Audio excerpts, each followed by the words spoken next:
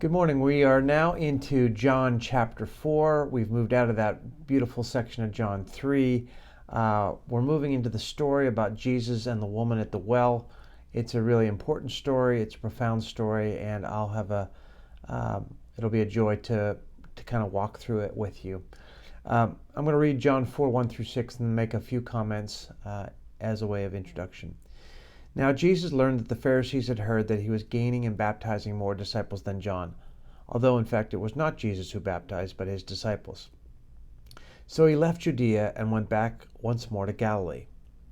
Now he had to go through Samaria, so he came to a town in Samaria called Sychar, near the plot of ground Jacob had given to his son Joseph. Jacob's well was there, and Jesus, tired as he was from the journey, sat down by the well, and it was about noon. So again, this is the story that sets up Jesus' interaction with the Samaritan woman at the well.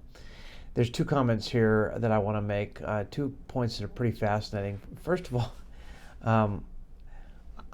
I'd never caught this stuff before, but if others are building up a rivalry between he and John the Baptist in terms of who has the most baptisms, and we read here that Jesus becomes aware of it, he wants no part of it.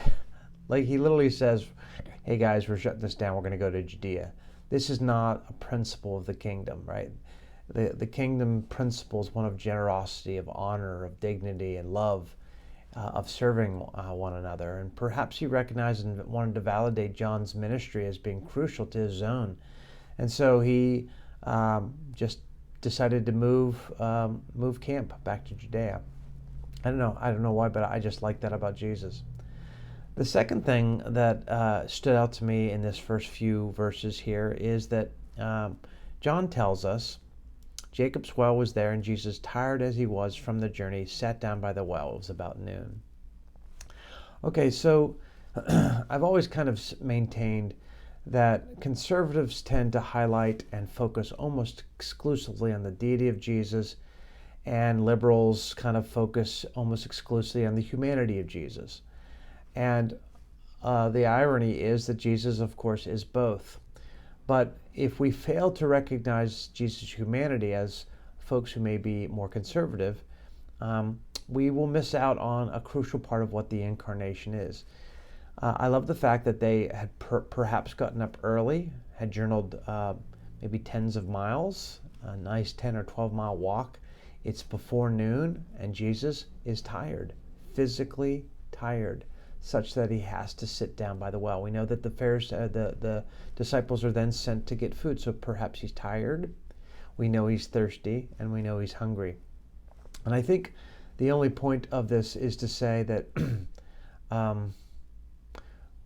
what we get from understanding the humanity of Jesus is to see that Jesus knows exactly what it feels like, what it is like to be fatigued, what it is to be human, what it is to be exhausted, what it is to be sad, what it is to be angry, what it is to be confused, what it is to be bewildered by people's responses, what it is to try to watch culture and try to understand how to live in that culture faithfully to the mission of God. Those are our concerns, and Jesus could and does relate to those concerns because he had to navigate his own human life. He had to get sleep. He had to get food. I think friendship was important to Jesus. So I guess the point is of seeing his humanity is to, in our weakness, when we hit the end of ourselves, we can comfortably go to him and say, Jesus, help me in this situation. You know exactly what it feels like. So today, if you have something like that, go to Jesus, who knew what it was to be tired and need to sit by a well and rest. Grace and peace to you.